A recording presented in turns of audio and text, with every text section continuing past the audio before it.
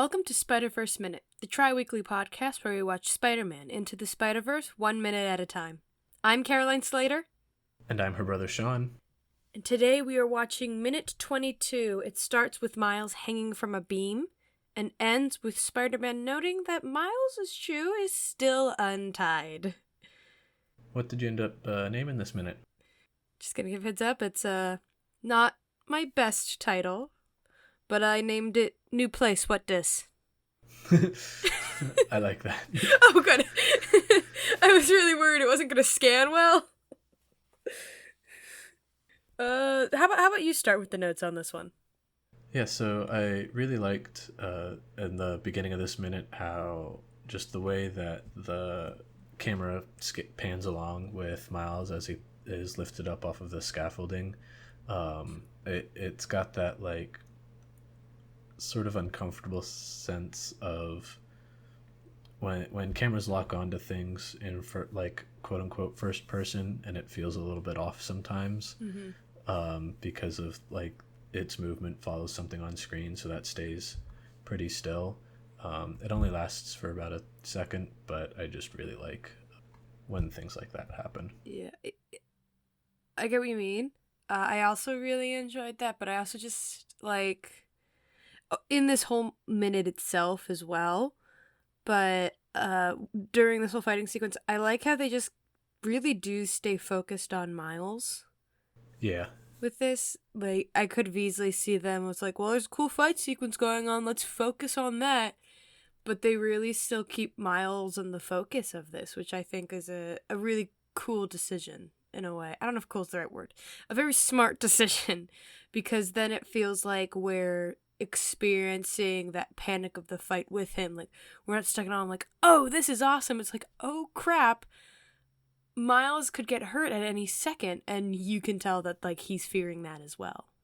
Yeah, usually with like kind of panicky cameras that are really common these days, and like a lot of motion in fights where you don't focus on the fight, I think it's taken as a detriment to the action, because you're supposed to like the focus of the scene is the fight, whereas like the focus of this scene is Miles trying to get away from the fight.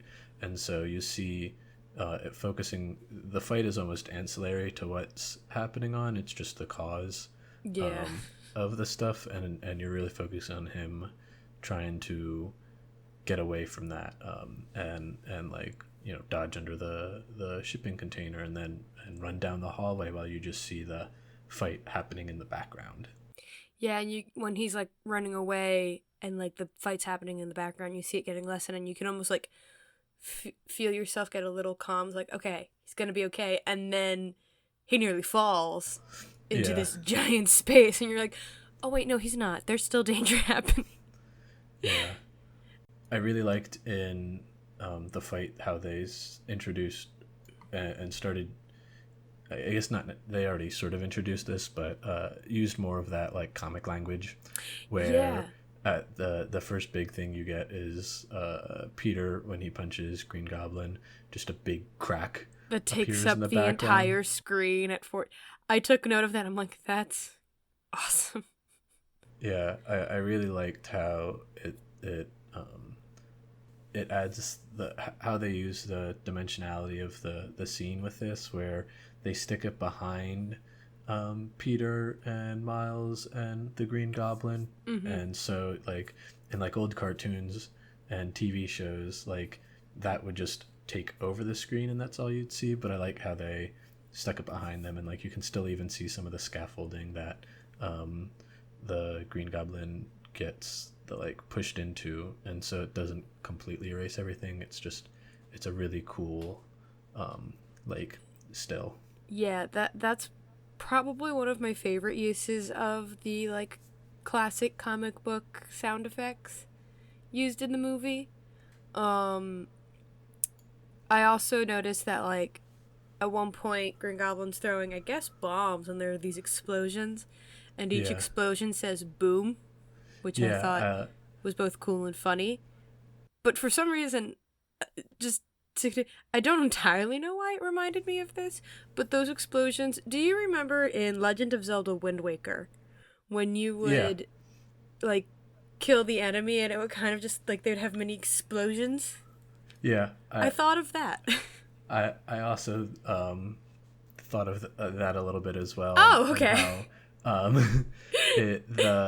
the smoke the smoke and explosion effects that they use is actually like they did it in 3D instead of just like a traditional 2D layering Mm-hmm. effect, and so they actually like there is a 3D explosion that they then flattened into 2D, um, and it is really reminiscent of that Wind Waker, and like it also kind of reminds me of Borderlands Mm. art style, where it's got like it has these heavier lines around the edges. Like it reminds me a lot of cell shading, um, Okay. but I don't know if that's like it's the cell shading style of like Wind Waker and Borderlands. Um, and one of the cool things too about the explosions and like the booms is the booms are also dynamic.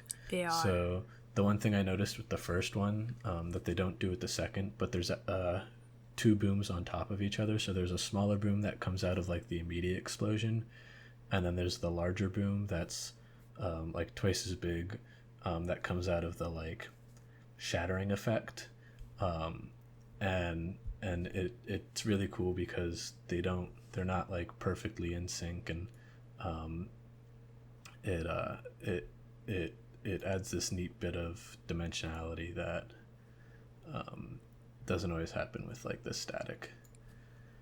Huh. I static stuff. Yeah, I didn't notice that the two layers of booms. That's really interesting. And very, very cool, like little detail there. Yeah, and they like move in and out. So like as the explosion, lessens, the boom zooms back in instead of just disappearing. It shrinks into nothingness. That's that totally just made me think of like when we would watch Mythbusters and we would always watch the oh, what did they call it? The speed cameras capture of like the different explosions, Yeah, specifically the cement truck explosion. yeah, and you can see the shockwave move out faster Yeah, than the very actual explosion. slowly. Um, I want to talk a bit about Miles is running through the hallway, and then he almost falls, and right after that, we finally get like really a full view of and the size of this massive of the collider that has been hinted at and referenced in the background, and like a little bit hinted at with all the earthquakes in previous minutes, and we finally see the collider. And first off, this thing's huge. Yeah, I'm amazed that he was able to like build this big like I wonder if this was built into a previous cave system that was underneath the city and they just had to expand it a little bit. Yeah, I'm very curious. But the other thing, yeah, 'cause it's giant. The other thing I noticed, like when it first is panning from right to left, is that Yeah. you can tell it's still incomplete. Yeah, you see a bunch of the scaffolding, and later on in the minute, like you see Peter and Miles land on some of that scaffolding. Yeah, and like even away from the scaffolding when it's panning, like a lot of the panels aren't there and just exposed. Yeah, I took so like I took some of those side panels, Mm-hmm. like the wall panels being missing as part of the damage from the previous test, Okay. and I thought that was like, oh, they have to, like I think part of it probably like some of the scaffolding is probably just fixing it back up Mm-hmm. from when Peter stopped it previously. But yeah, I took I and like the big hole that you see that Miles almost falls into. I thought that was again part of the from the probably the previous night or earlier in the previous week's battle that Peter stopped that test from. Yeah, it's just it's a very cool visual. It's also kind of like hurts the eyes a bit because we were just in this like dark kind of grungy environment, and then here we are, bright white. Yeah, It's like whoa, and it's a very stark, I guess is the word I'm looking for. It's a very stark contrast, and it's a very like I'm trying to avoid saying cool because I feel like I say cool a lot when we talk about these minutes. But it's like it's a very cool visual because I remember it's like this giant thing underneath Brooklyn. It's like, oh my gosh, okay. Yeah. I can see why, like, how this could cause a black hole. What's the line that Peter says in the previous minute? It's like, I can't have you opening a portal to another dimension underneath Brooklyn. It's not zoned for, or something like that. Yeah. Like, oh, okay, yeah, I can see why this is a danger. Yeah, it's also like a very like unrealistic depiction of what a uh, particle collider would be like. Usually they're just like the way like CERN and those types of particle colliders work is usually it's either like a horseshoe shape or a big oval, and you just shoot a particle into it and then run it around in circles a bunch of time until it's going fast enough to then ram into it the other particle you want. um, and this is just like, yeah, let's just expose it to the air and we're just gonna shoot the particles towards each other and hope for the best.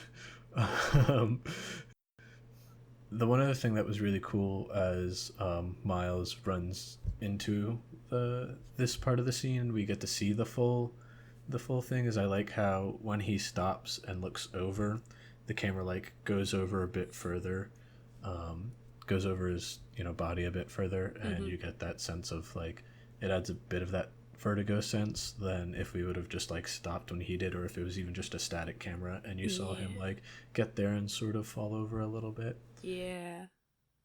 They do a really good job with uh the camera angles in this movie and like the use of like perspective. Yeah, there's a lot of cool scenes that show that. And then when Miles falls into the into where the Green Goblin is, Should we say falls or should we say was shoved? well, like I mean, when he gets shoved in, but then he catches himself. Oh, you're right. Okay. Before falling into the hole again. I want to know why he fell off a second time. Because you saw those panels. There is no grip on those things. Yeah, but we also saw earlier that he just grips to things. Like he just sticks to stuff. Okay. And that's how he gets caught. Is like he sticks to it, but then like he doesn't tear off any part of the panel. Or like his hands are free. So I want to know, like, he clearly didn't relax enough to or he at least shouldn't have been able to relax enough to become unstuck from that and fall. Maybe his hands were just really sweaty. Yeah. He was just running beforehand. It's like there was just enough to grip him there, and then it's like, oh crap, nope, too slippery. Yeah. That's why Spider-Man has to wear gloves, so that way he can still stick and not have to worry about sweat from running around so often. Yeah, I did. Speaking of Spider-Man, I did really like how they show him going to save like Miles as he's falling.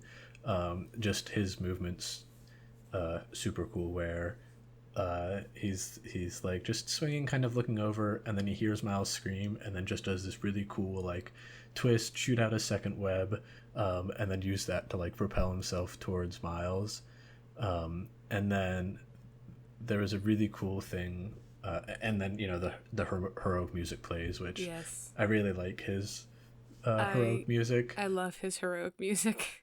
Yeah, and then with when it cuts to Miles just like falling, and it's got that streaked kind of comic book, the streaks. The way he like curls up into the fetal position, kind of reminded me of later in the movie when they're learning to swing with webs, and it sort of looks like the way where as they propel themselves up they curl up a little bit, and it just sort of reminded me like here when he's falling, and even like later when he does the jumps, like when he's first learning to use his powers, and it shows like his sort of sloppiness, like this is the like sloppiest he gets, and it's just sort of this chaotic free fall that he just curls up. And then later on when we see him using his powers really well, he's able to form the like a similar position, but it's much more elegant, and just much more smooth. Huh. I didn't notice that. That's cool. I'm good. I kind of want to go back and look for that now. Going off of that, I don't have much more to add. It's more just something I found kind of amusing. When Spider-Man does grab Miles, it's like by the end of his jacket, and so Miles is just kind of like hanging there. Like I almost think of like a cat. Like you just Yeah, pick them up by their center, and they just have their paws out. Like, what's happening? And I think it looks kind of funny. yeah, Um, that's all I really had to add to that. I just thought that was a funny pose Miles had. Also, this sort of look of like, wait, I'm not dead. I'm swinging. What's happening? yeah. He's like expecting to hit, and then he opens his eyes, and he's It's like, like, "Wait a this second, is I'm not what's happening. the wind's blowing in a different direction now." I've stopped falling. I think. The ground is not getting bigger. It's moving sideways. Yeah, yeah, and so then they transition, or and then they land on the scaffolding. Miles not so elegantly, Peter very elegantly. Like I just love the way that Peter's just kind of like tosses him into the air, You and mean then you like don't appreciate? You don't think Miles is collapse onto the ground like a oof, like a full on just yeah. isn't elegant? But I just love the way like Peter just tosses him in the air to readjust, catches him, and then just like lays him down. Yeah, he does do that, doesn't he? It's just like, hold on, you sit there. Yeah, and Peter notices that Miles's shoes, or at least his left shoe again, is still untied. Yeah, and I like how like where Miles in the past was just like, it's a choice, or like, yeah, I know. Miles this time just kind of looks down and then looks back up at Peter and just kind of nods. Like, Yeah, he's speechless. it's like, ah, you nearly died. It's also really cool that like this is kind of typical of these, but it's always nice to see. But like his socks are dirty. Like he was running around in through the subway tunnels and then Yeah. through the assembly room fight area, and so like obviously he's going to be a bit more disheveled, but it's always nice seeing that actually like shown on that, and like you can kind of tell like the bottom of his shoes are a little dirty and Mm-hmm. stuff like that. The other thing I really liked, and it's like a small detail, and this goes a bit more, I think, to the voice actors than the animators, or maybe it might even go a bit to the director too.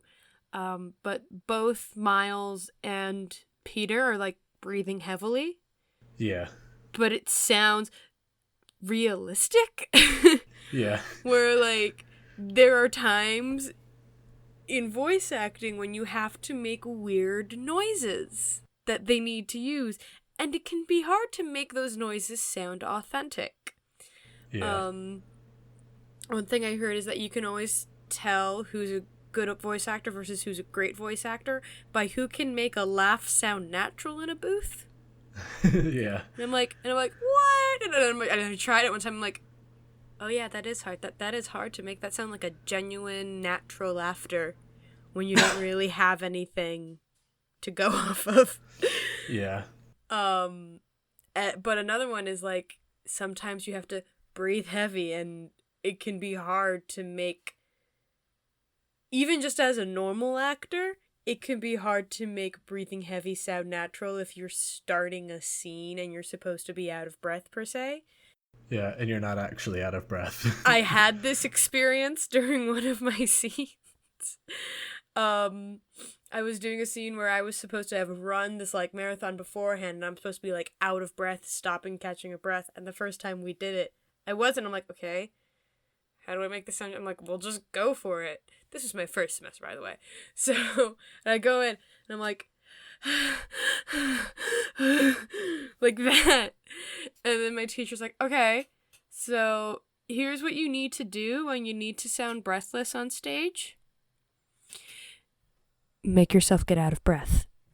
Yeah. I was gonna Like, say, just hold your breath or go for a well, quick, what she had me do and run what or... I would do from that point on is I would either, right before the scene, I would step out into the hallway and just, like, run up and down the hallway, or I would do some jumping jacks, or, like, I would get myself at least picked up. I wouldn't maybe sound totally breathless, but it was, like, enough that, like, I could still speak and be understood, but still make it clear that, like, I was having trouble breathing. So Yeah. I don't know if the voice actors in this movie did something similar, or if They're just really good. or they're just really good, because some people can fake it really well.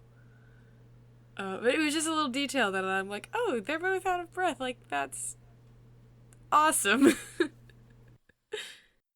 Yeah, I've noticed too, with more so with being out of breath, because I'm like used to being out of breath after like doing a cross country meet or something, or running the mile, and trying to catch your breath and say things at times, and people say way too many things in between their breaths. Where like we would usually be there and say like 1.5 words, and then like take 2 breaths and then say like another couple words, and usually it's like, oh, I'm out of breath. And then just like they go on this long like monologue without stopping to take another breath after that, and you're like, really, you're supposed to be out of breath, you don't recover that quickly. Like, that's not how that works. You can do to recover pretty quickly, but usually you're just like, the end of words are just exasperated, like, breaths out, and then you take a breath in, and yeah, it's... Or like the words themselves are usually like breathy, like they're not crisp and clear. They're more like, yeah, they're kind of like this, where you can understand you're breathing it while talking instead of just talking. Yeah, which is kind of what it's not as supported, because you're just trying to get it out and inhale and exhale, and that's like kind of what you do when you're out of breath. Or you're like me, who just keeps talking and trying to do a whole breath until you can't breathe at all, and you end up kind of like this, and then you take a gasp. Yeah. Which is not... Don't recommend that, listeners. Don't do that. Yeah, so the last thing I want to bring up is the shoes that Miles are wearing. We keep talking about them, and I want to just... Mostly about how only one of them is ever tied. Yeah, but I just wanted to bring up like what shoes they are specifically. It's not something I normally notice because I'm not really a sneakerhead. I have 1 pair of everyday shoes and then like 6 specialty shoes for like sports and dressing, like dress shoes and stuff. But his are Air Jordan 1s. And they actually released a custom pairs called the Air Jordan 1's Origin Stories for the release of the movie. And in the director's commentary, they were making a comment, because like I know a little bit about sneakers in that it kind of baffles me, but I've been understanding it a bit more recently. I just don't really get the appeal. But in the director's commentary, they were saying how some people were kind of complaining about how could Miles afford these shoes with a policeman and nurse's salary, like, for his parents. And their comment was just, or they're just like, oh, obviously it's from his uncle. I was gonna say, like, have you seen his uncle's stereo setup? Like, the boy Uncle Aaron can hook his nephew up with some Air Jordans. Not even just his stereo setup, but like, Uncle Aaron knows how to dress. Like, he dresses stylishly. He does. And so obviously he wants his nephew to be able to dress stylishly as well. But that's all the notes I have for this minute. Same here. Sweet. So thank you for joining us for minute 22. Join us on Wednesday when we take a look at the next minute and see what Miles and Peter get up to together next. Thanks for listening. Bye.